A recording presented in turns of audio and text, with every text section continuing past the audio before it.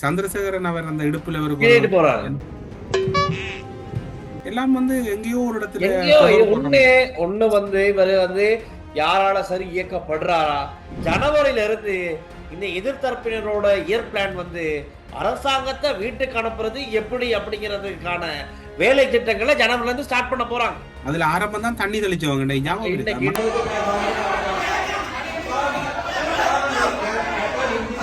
இப்ப டக்ளஸ் தேவானந்தா கைது செய்யப்பட்டு மகாரா சிறைச்சாலையில் அடைக்கப்பட்டாரு.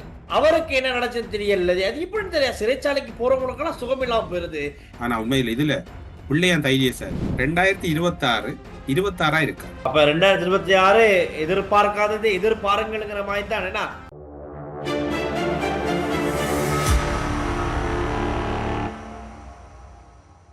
ஹலோ அண்ணா, வணக்கம். வணக்கம் எப்படி இருக்கிறீங்க? நல்லா இருக்கேன். நேற்றைய நாட்டு நடப்புக்கு பிறகு நிறைய பேர் மீண்டும் எங்களோட இணைஞ்சிருக்காங்க. நிறைய பேர் கமெண்ட்ஸ் பண்ணியிருந்தாங்க.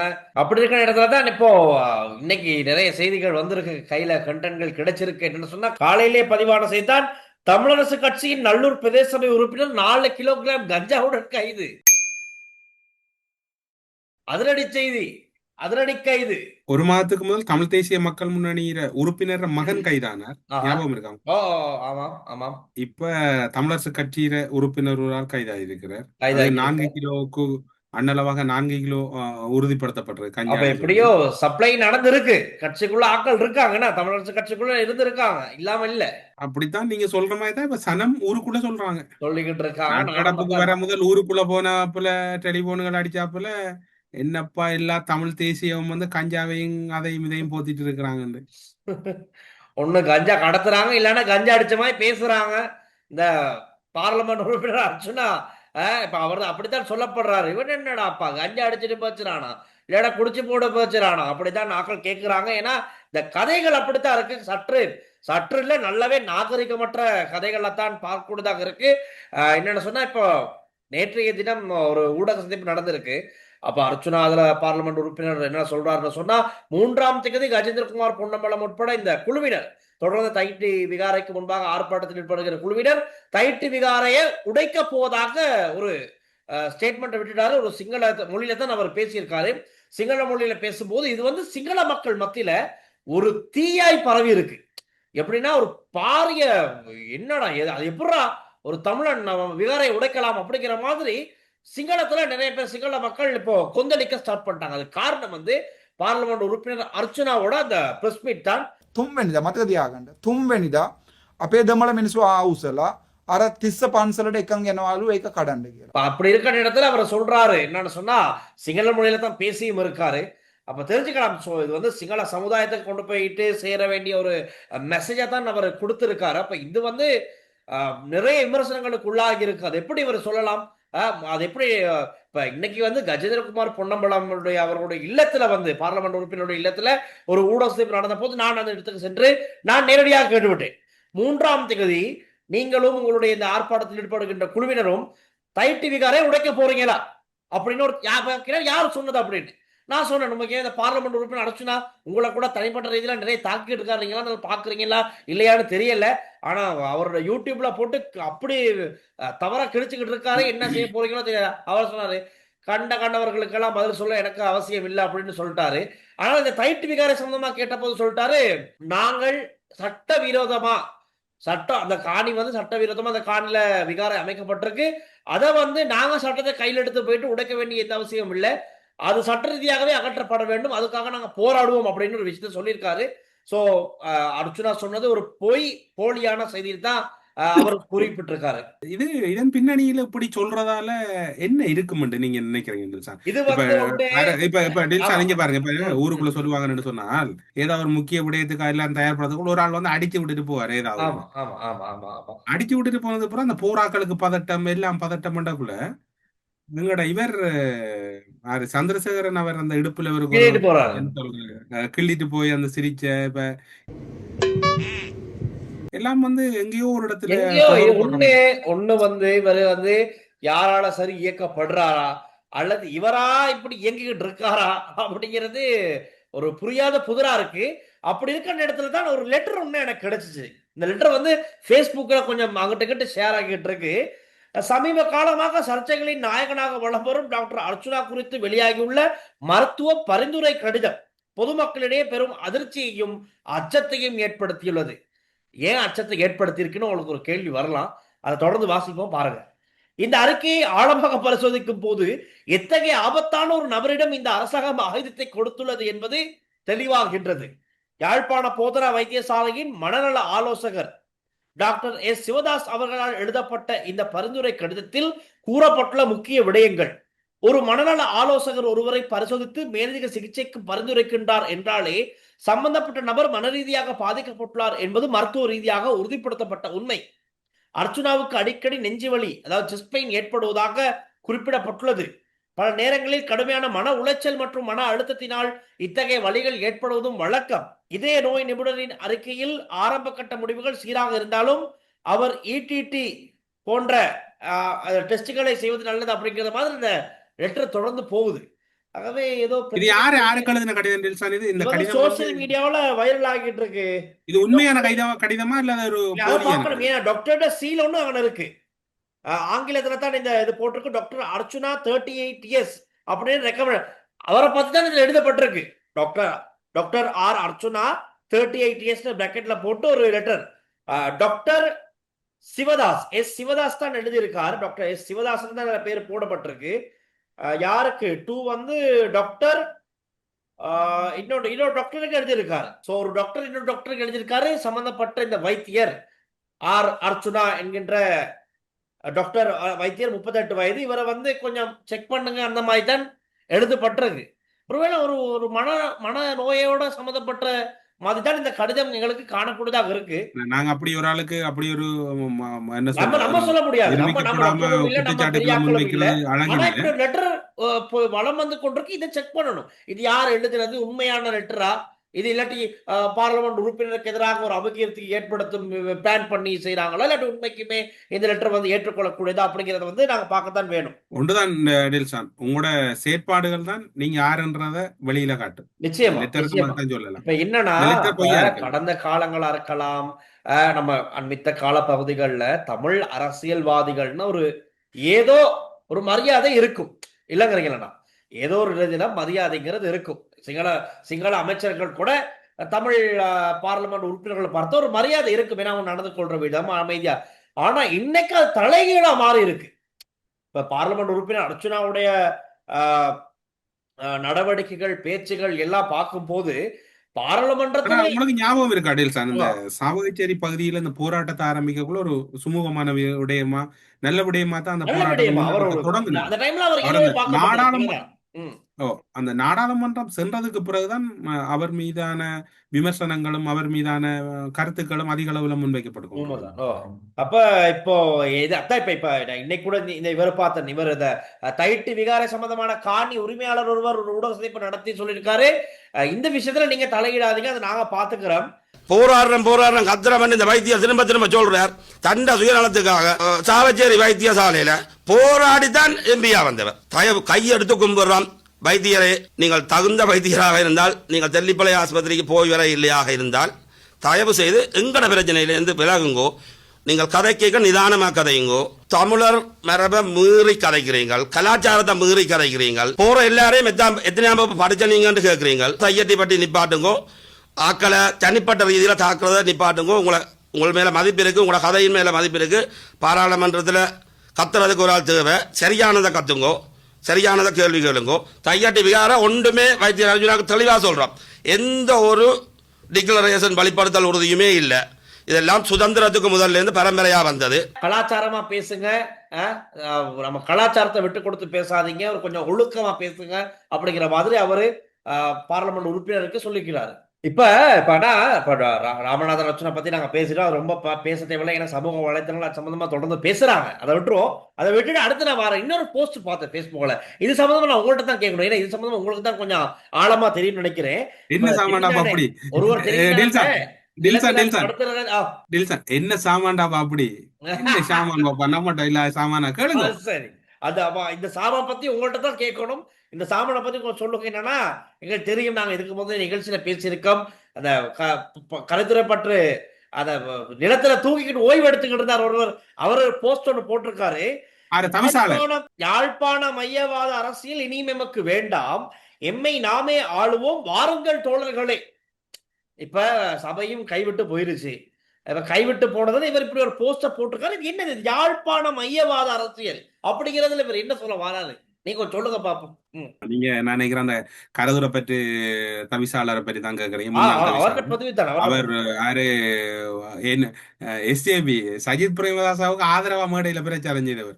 முல்லைத்தீவு மக்களே அனைவரும் நீங்கள் சஜித் பிரேமதாசாவுக்கு வாக்களிக்க வேண்டும் என்று இவர் வேறு யாரும் இல்லை, சுமந்திரனின் மிக நெருக்கத்துக்குரிய ஒரு விசுவாசி அல்லது அவரோடு மிக நெருக்கமாக இருந்தவர்.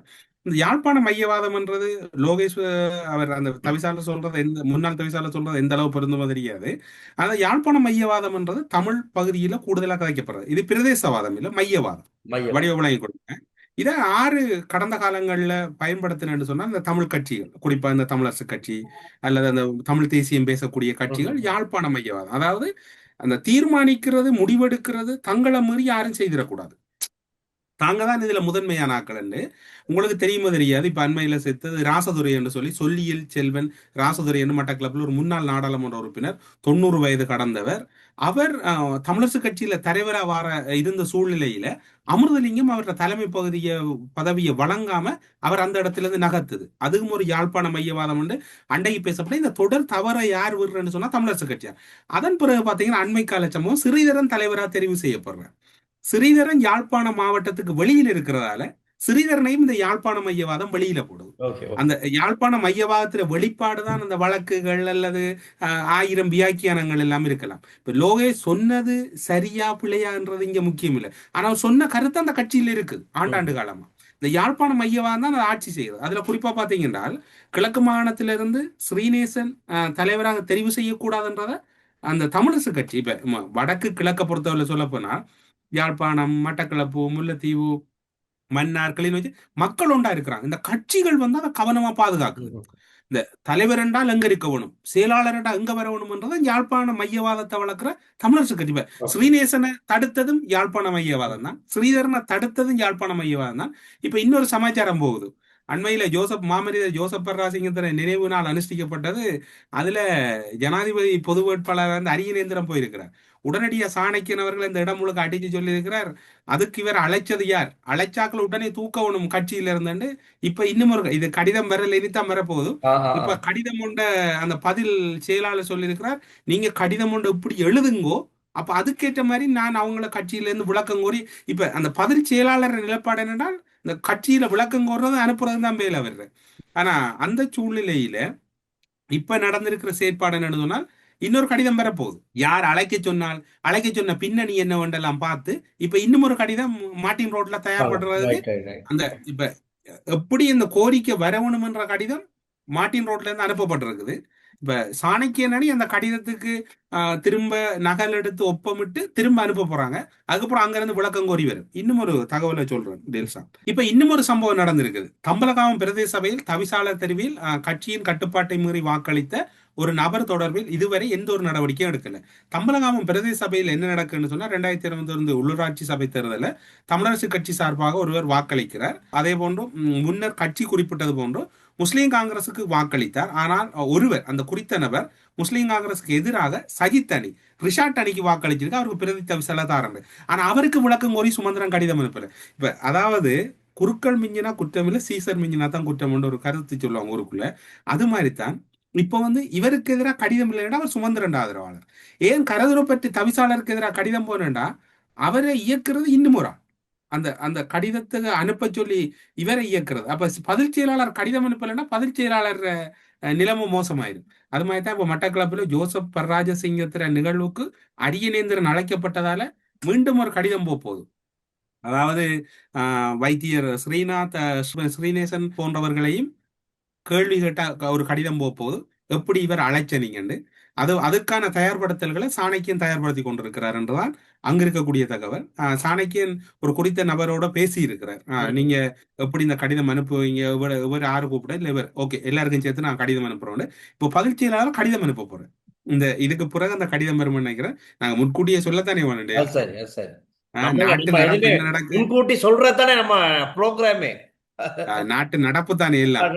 இப்ப இப்படியும் சம்பவங்கள் போகுது. இன்னொன்று போட்டேன் நான் பாத்தீங்களா டில்ஷான், எஸ்ஜேபி யூஎன்பி இணைப்பு தொடர்பில் அகிலவராஜ் காரியவசம், சஜித் பிரேமதாசா, ருவான் போன்றவர்கள் எல்லாம் ஒரு கலந்துரையாடல் மீட்டிங் ஸ்டார்ட் ஆகுது. ஜனநாயகத்தை மீட்பதற்கு போராடுவோம் என்று அக்கா தலதா சொல்லிட்டாங்க. தம்பிமார் ஓடி திரிகிறாங்க. இது எப்படியோ இப்ப எல்லாம் சொன்னது மாதிரி யூஎன்பியும் எஸ்ஜேபியும் இணையறதுக்கான முதற்கட்ட பேச்சுவார்த்தை இன்னைக்கு நடந்திருக்கு.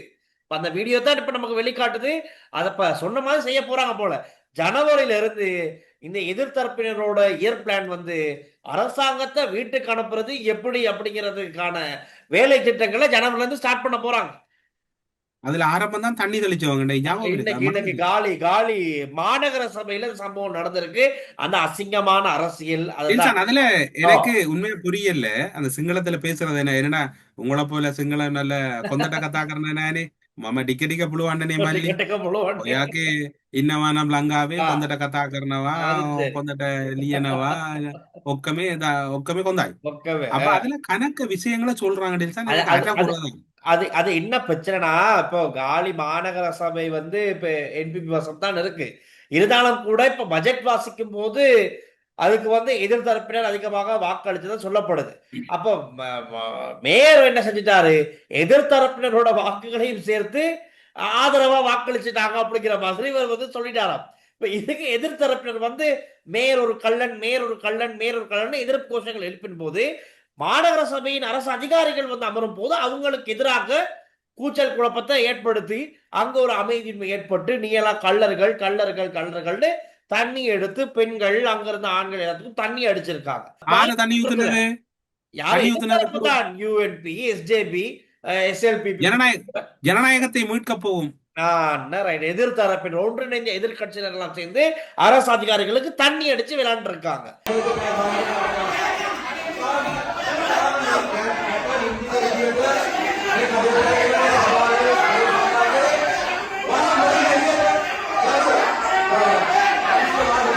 அப்ப இதுதான் இப்ப இந்த அரசியல் மாற்றத்தை கொண்டு வரணும்னு தான் மக்கள் எதிர்பார்த்தாங்க. ஏன்னா எங்களுக்கு தெரியும், பாராளுமன்றத்துல உயரிய கௌரவ பாராளுமன்றத்துக்குள்ள கொச்சிக்கா தூள், மிளகாய் தூள் வீசி அடிச்ச சம்பவம், சபாநாயகருடைய கதிரைக்கு தண்ணி ஊத்துன சம்பவம் எல்லாம் நம்ம வரலாறுல பதிவாகி இருக்கு. கொச்சிக்கா தூள் பிரசன்ன ரணவீர இப்படியெல்லாம் இருக்கும் போது இப்ப இன்னைக்கு அது வந்து பெரிய வெர்ஷன், இது வந்து மினி வெர்ஷன். இன்னைக்கு இல்ல இப்ப இதுல சபாநாயகர் உஷாராகணும். பாராளுமன்றத்துல நடக்கிறதுக்கான ஒத்திகை தான் இது. இப்ப மக்கள் இதைத்தான் நிராகரிச்சாங்க. இந்த மாதிரியான நடக்கூடாதுன்னு நிராகரிச்சோம். இப்ப இந்த உள்ளூர் சபைகள், உள்ளாட்சி மன்றங்கள்ல தான் இந்த மாதிரியான அசிங்கமான அரசியல் நடந்துகிட்டு இருக்கு. ரைட், அதுகளையும் இனி மக்கள் அடுத்த தேர்தலில் பார்க்கணும். ஆனால் இப்படிதான் இப்ப இந்த மேயர் சரியா நடந்துகிட்டாரா இல்லையாங்கிறதையும் நாங்க மறுபக்கம் பார்க்கணும். நிச்சயமா அவர் வந்து எதிர்த்தரப்பு பிள்ளை நடந்திருந்தா சொல்றதே நடவடிக்கை எடுக்கப்படத்தான் வேணும். ஏன்னா எதிர்த்தரப்புல எதிராக வாக்களிச்சதா ஆதரவு மாத்தி இவர் வாசிச்சா அது அவரோட பிள்ளைத்தான், அதையும் பார்க்கத்தான் வேணும். அதே மாதிரி அவர் அப்படி வாசிச்சது அது வேற விதமா நல்ல விதமா இவங்க கேட்டு அதை சரி பண்ணிருக்கலாம். இதை எதிர்கட்சியின் பலத்தை காண்பிக்க இவங்க தான் எல்லாரும் காண்பிக்கிறதுக்கு இப்படி அசிங்கமான செயற்பாட்டில் ஈடுபட்டு இருக்காங்க. அது ஏற்றுக்கொள்ள முடியாது. பார்ப்போம் அதுக்கு எதுவும் நடவடிக்கை எடுக்கப்படுமா இல்லையா. அது மாத்திரமல்ல, நாளைக்கு கொழும்பு மாநகர சபையின் 2026 பட்ஜெட்டுக்கான 2ஆம் வாசிப்பு நாளைய தினம் நடக்குது. 180 ஏதோ ஒன்று போய் கொண்டு 150 லட்சம் தலைக்கு 150 லட்சம் கதை ஒன்று அடிப்படுது. அது இந்த அளவு உண்மை பொய்ன்னு நமக்கு தெரியாது. ஒரு வேலையும் தேவையில்லை. சுயேட்சை குழுவை போட்டு ஒரு மெம்பர் ஆயிட்டாலே இப்ப அதான் சொல்ல முடியாது. இப்ப நாளைக்கும் இதே பட்ஜெட்டை தோல்வி அடைய செய்யறதுக்கு தலைக்கு ஒரு டீல் பேசப்படுதா அப்படின்னு சொல்ல முடியாது. சில வேளை பேச 50 கூட்டி ஒரு 200 இந்த முறை 200 2ஆம் வாசிப்பு இல்லாம யாரு கண்டது என்ன நடக்குமோ தெரியல, பாப்போம். ஆனா முஜிபுர் ரஹ்மான் மும்முரமா இருக்காரு. ஏன்னா ஃபர்ஸ்ட் பட்ஜெட் வாசிப்பின் போது அதை தோற்கடிக்கிறதுக்கு முஜிபுர் ரஹ்மான் தலையில எதிர்த்தரப்புல என்ன ஒன்றிணைந்த எதிர்கட்சிகளுக்கு அவர் தான் லீடர்.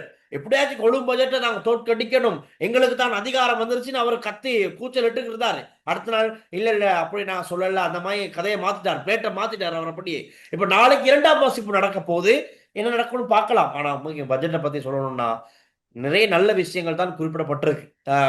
கொழும்பு மாநகர சபை மேயர் விராய்கலி பர்தர் சார் அவருடைய பேஸ்புக்ல அதை பத்தின நிறைய டீட்டெயிலா போட்டிருக்காங்க. இத்தான் பட்ஜெட் கொழும்புல தொடர்மாடி குடியிருப்புகள்ல இருக்க மக்கள், தோட்டம் அதாவது லேனா இருக்க பகுதிகளில் இருக்க மக்களுக்கு வடிகால் அந்த கால்வாய் எல்லாம் சரி செய்யறதுக்காக ஒதுக்கப்பட்டிருக்க விவரங்கள், இப்படி பணம் எல்லாத்துக்கும் நல்ல விஷயங்களுக்கு ஒதுக்கப்பட்டிருக்கு. மருத்துவ கட்டமைப்புகளை சரி செய்யறதுக்கு, வீதி அபிவிருத்தி, எல்லாத்துக்குமே பணம் நல்லா ஒதுக்கப்பட்டிருக்கு. இருந்தாலும் இவங்க ரிஜெக்ட் பண்றதுக்கு, இதை வந்து ஃபெயில் பண்றதுக்கான காரணம் என்னன்னு பார்த்தா, எதிர்கட்சி பலமா இருக்கு, அரசாங்கத்தை நம்ம தோற்கடிக்கலாம் அப்படிங்கிறத காண்பிக்கிறதுக்காக இவங்க ஒரு சூழ்ச்சி பண்ணி இப்படி செஞ்சுக்கிட்டு இருக்கதா தான் சோசியல் மீடியாவில் எல்லாம் பேசுகிறாங்க. பாப்போம் நாளைக்கு. இந்த பலத்தை நாடாளுமன்றத்துல காட்டலாம், சும்மா பிரதேச வேலையும் மாநகர சபையிலையும் காட்டுறது புள்ளி வேலை இல்ல, என்னத்த செய்ய. அதே மாதிரி தானே இன்னைக்கு இன்னொரு விஷயம் நடந்திருக்கு. ஜோன்ஸ்டன் பெர்னாண்டோ குருநகல் மாவட்டம், அங்க ஜோன்ஸ்டன் பெர்னாண்டோட மகனை இன்னைக்கு கைது பண்ணிருக்காங்க எஃப்சிஐடியில. என்னன்னு சொன்னா, சத்தோசைக்கு சொந்தமான லாரி மற்றும் சில வாகனங்களை முறையற்ற விதத்துல பயன்படுத்தின குற்றச்சாட்டுல ஜோன்ஸ்டன் மகனை கைது பண்ணிருக்காங்க. எல்லாம் எதிர்பார்த்தோம் ஜோன்ஸ்டனை கைது பண்ணுவாங்கன்னு தான். ஆனா ஏதோ அவங்க மகனை கைது பண்ணிருக்காங்க. விரைவில் அப்பாவையும் கைது செய்வதற்கான வாய்ப்புகள் இருக்கோ தெரியா. ஏன்னா கைது பண்ண விசாரணைகள் வெவ்வேறு விதமான விசாரணை நடக்கும். அப்ப மகண்ட வாயிலிருந்து எதுவும் கொஞ்சம் ஸ்லிப்பாகி வெளியே வந்துருச்சுன்னு சொன்னா அப்பா ரெடியாகத்தான் இருக்கு உள்ள மகனோட சேர்ந்து கம்பின்றதுக்கு. அப்ப ஜெயிலுக்குள்ள இப்ப பெரிய நீளமா பட்டியல் நீண்டு கொண்டு போகுது. பட்டியல் நீண்டு கொண்டு போகுது. ஆனா பட்டியல் நீண்டுகிட்டு போற பட்டியல் குறைஞ்சிருது. எப்படின்னா, இப்ப டக்ளஸ் தேவானந்தா கைது செய்யப்பட்டு மகாரா சிறைச்சாலையில் அடைக்கப்பட்டாரு. 9ஆம் தேதி வரை விளக்கமறியல். அவருக்கு என்ன நடச்சுன்னு தெரியல. அது இப்படி தெரியாது. சிறைச்சாலைக்கு போறவங்களுக்கெல்லாம் சுகம் இல்லாம போயிருது. இப்ப இவரை மகாரா சிறைச்சாலை வைத்தியசாலைக்கு மாத்திட்டாங்க. இப்ப அவர் வந்து சிகிச்சை பெற்றுக்கிட்டு வராரு மகாரா சிறைச்சாலை வைத்தியசாலையில. இதே மாதிரி ரணில் விக்ரமசிங்கவும் சுகம் இல்லாம போயிட்டு, அப்படின்னா சிறைச்சாலைக்கு போயிட்டு சுகம் இல்லாம போயிருச்சு. அப்படி இப்ப அரசியல் கைதிகள் எல்லாம் எவ்வளவு காலங்கள் விடுதலை செய்ய எங்களால குடும்பத்தை பார்க்க முடியாம இருக்கு, சில தவறுகள் கடந்த காலங்கள் இடம்பெற்றாரு, எவ்வளவு கோரிக்கையும் யாரும் இல்லை. பாருங்க, டக்ளஸ் போன உடனே இதுல இருந்து போறாரு. ஆனா உண்மையில இதுல பிள்ளையான் தைரியசாலி, இன்னும் வைத்தியசாலைக்கு போகாம இன்னும் நெஞ்சு வலி இது வந்துச்சு தெரியா, வந்தாலும் கூட்டு போறாங்களோ இல்லையோ தெரியாது, எல்லா கதையும் தெரியாது. இப்படித்தான் இருக்கு. ஆனா இன்னும் உண்டு, அந்த நீங்க சொன்னீங்க ஒரு வீடியோ ஒன்றை போட்டு அர்ஜுனா வந்து இதுக்குள்ள வந்துடுறவன நாங்க பாக்குறோம் தையிட்டி. புரியல டேல்சா, 19 மக்களும் வந்து தங்களோட உறுதி இருக்குதுன்னு சொல்லி இப்படி நிக்கிறாங்க. எங்கள்ட உறுதி இருக்குது, எங்கட காணிக்குலாம் புத்தர் வந்துட்டாருன்னு வந்தா கைது செய்வோம்னு போலீஸ் நிக்குது. எனக்கு புரியல என்னன்னு. தையிட்டி யாரு? அது வந்து மக்களுடையது, எங்களுடைய தமிழ் மக்களுடைய காணி, மக்களுக்கு சொந்தமான காணில இவர் யாரு? எங்கட அமைச்சர் சந்திரசேகர் முதல் சொன்னவரா அந்த மக்கள் தான் சொல்றாங்க, நாங்க பேச மாட்டோம், தோழர் ஜனாதிபதி ஆகினா செயற்பாட்டுலாம் காட்டுவோம் ரெண்டு முதல் போராட்டம் நடக்குள்ள அடிக்கடி சொல்லுவாராம், நீங்க போராடுற இடத்துக்கெல்லாம் நான் வரமாட்டேன், ஆனா எங்கட தோழர் ஜனாதிபதி ஆயிட்டாருன்னா நாங்க செயற்பாட்டுல காட்டுவோம். அவன் மக்கள் கேட்கறாங்க அந்த செயற்பாடு தான். அது சரி. இப்ப தோழர் ஜனாதிபதியாக இப்போ 1.5 வருஷத்துக்கு மேல போய்கிட்டு இருக்கு. இன்னமும் இது சம்பந்தமா அமைதி காத்தா சரி வராது. அதனால பாப்போம். இப்ப 3ஆம் தேதி ஒன்று சொல்ற நோட் பண்ணி வைங்க. சொல்லுங்க. 2026 இருக்கா? அப்ப என்ன நடக்கும்? கொஞ்சம் நெருக்கடி, அரசியல் ரீதியாக பெரிய நெருக்கடி தான் இருக்குன்னு நினைக்கிறீங்க? என்னடா இப்ப போற போக்கெல்லாம் பார்த்தா, என்னடா இன்னும் ஒரு ஆள் இருக்கிற மறந்துட்டீங்க, எங்கட ட்ரம்ப். அவருதான் இப்ப உலகத்துல ரிமோட்டை வச்சு கொண்டு இயக்கி கொண்டிருக்கிறார். அவரு நீ என்ன விளையாட்டு விளையாட போறாரு, எந்த ரோபோ இறக்க போறாருன்னு ஒண்ணும் தெரியாது. சீனாவுல வந்து புது வருட கொண்டாட்டங்களுக்கு வந்து ரோபோ இறக்கி ஒரு ரிஹர்சல் பார்த்துருக்காங்க, ரோபோ டான்ஸ்.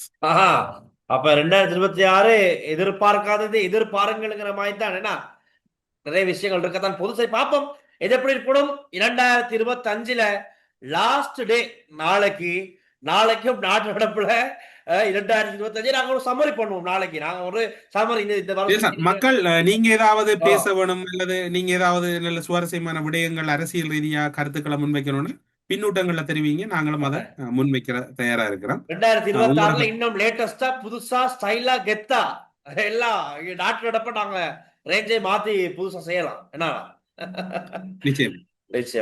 Right, okay. அப்ப நாளைக்கு சந்திக்கலாம். 2025 லாஸ்ட் டே நாளைக்கு சந்திக்கலாம். அனைவருக்கும் நாளை சந்திக்கலாம். பழைய போயிட்டு புத்தாண்டு வாரம். வாழ்த்துக்கள். நாளைக்கு சொல்லுவோம் புது வருட வாழ்த்துக்கள். போயிட்டு வாரம். பாய் பாய். பாய் பாய் பாய். ஓகே.